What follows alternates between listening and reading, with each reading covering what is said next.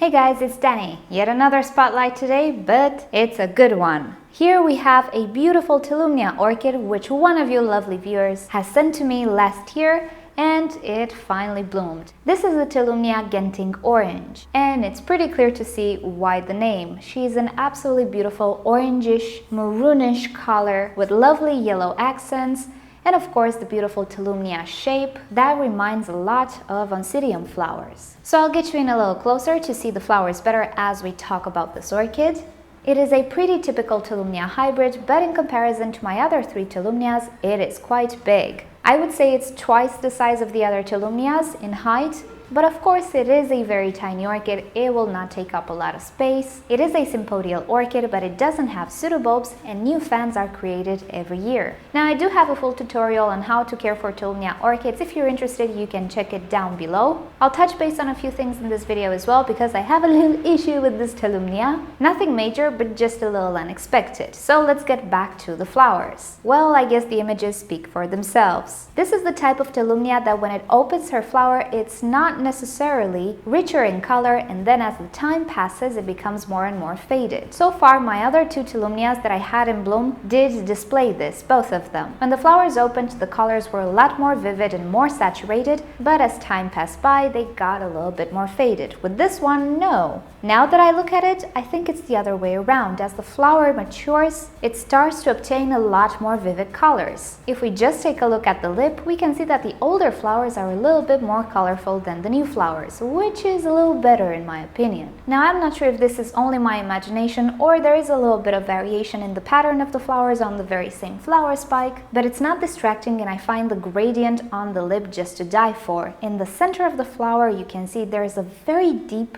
and actually dark reddish maroon. The transition from the dark center to the lip is really abrupt, and it just makes for such a beautiful display. Pretty autumnish colors, I would say, especially now that it's spring, but you know me, I do love oranges and rusty colors and autumn colors and all of that, so this one is really to my liking. So the flowers are displayed on a pretty long flower spike. This is a trait that all Tolumnias have. The flower spike is really long in comparison to the rest of the orchid. With this particular one, it's not necessarily so obvious because it is a tall Tolumnia, but with the other two that I had, things were really disproportional. The flower spike does have a little nubbin developing, so maybe it's gonna be another branch. In case you didn't know, Tolumnias are a little bit like Phalaenopsis. They can branch out if you cut the flower spike, or should I say if you don't cut the flower spike. It might branch out, it might produce another flush of blooms. It depends on the orchid, and in some cases it can actually produce keikis. The flowers on this orchid are not fragrant. There are very few Tolumnias that are, but if I'm not mistaken, the Genting Volcano, which is one that I really have on my wish list, is fragrant. Don't quote me on that. I know there is a very fragrant Tolumnia hybrid that I really want to have. It might just be the Volcano, but the orange is not fragrant. The complex hybrids that we can find in stores are usually non-fragrant, but I think they compensate with the colors. And just a side note, speaking about other Tolumnias, lately in Romania, flower shops have started to bring Tolumnias and miniature oncidiums. They just call them mini orchids, mini oncidiums. I'm not entirely sure. But the most important thing,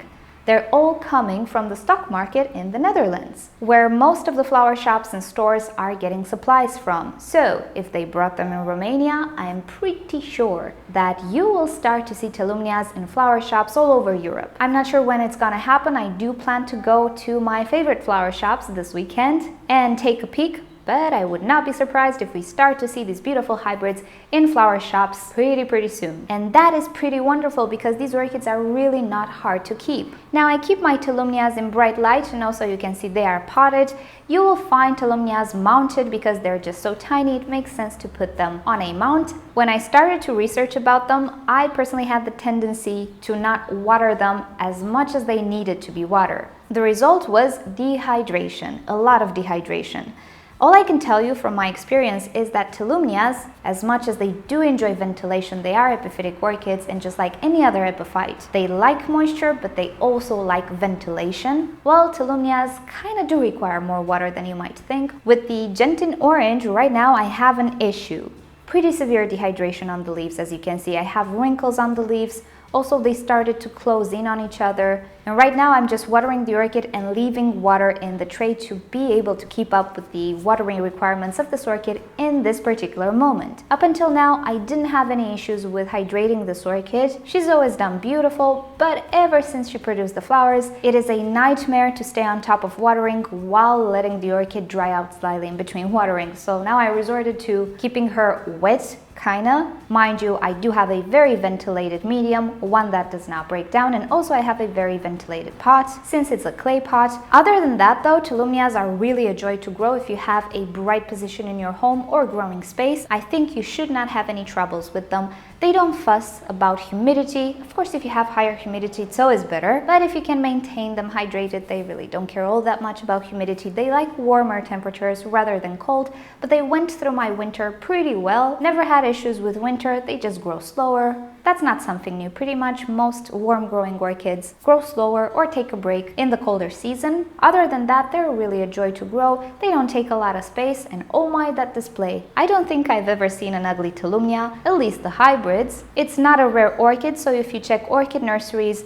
and maybe, who knows, flower shops, I'm pretty sure you'll find it. The one that I simply cannot find at the moment is the Genting Volcano, but I'm pretty sure I'm gonna find it at some point. So this has been the orange Tolumnia. Thank you so much for sending this to me. I am absolutely in love with Tolumnias, and they're just great pets to have. So thank you for watching this video. Hope you've enjoyed it. If you did, give it a thumbs up. If you hated it, give it a thumbs down. Subscribe to my channel for daily orchids and plants videos, and don't forget to turn on notifications so you never miss a video. And with that said, I'll see you guys next time. Bye! So, we all know that the Oncidopsis latio is a little bit of a weird one because she created a flower spike from the center of the pseudobulb. But guess what? She's full of surprises. Look what she's doing now. A new growth with 2 leaves on the same side. I'm not sure what happened here. It doesn't seem to be twisted inside, and the new growth is very vigorous. There we go, 2 leaves. You know why? Because 2 leaves are always better than 1.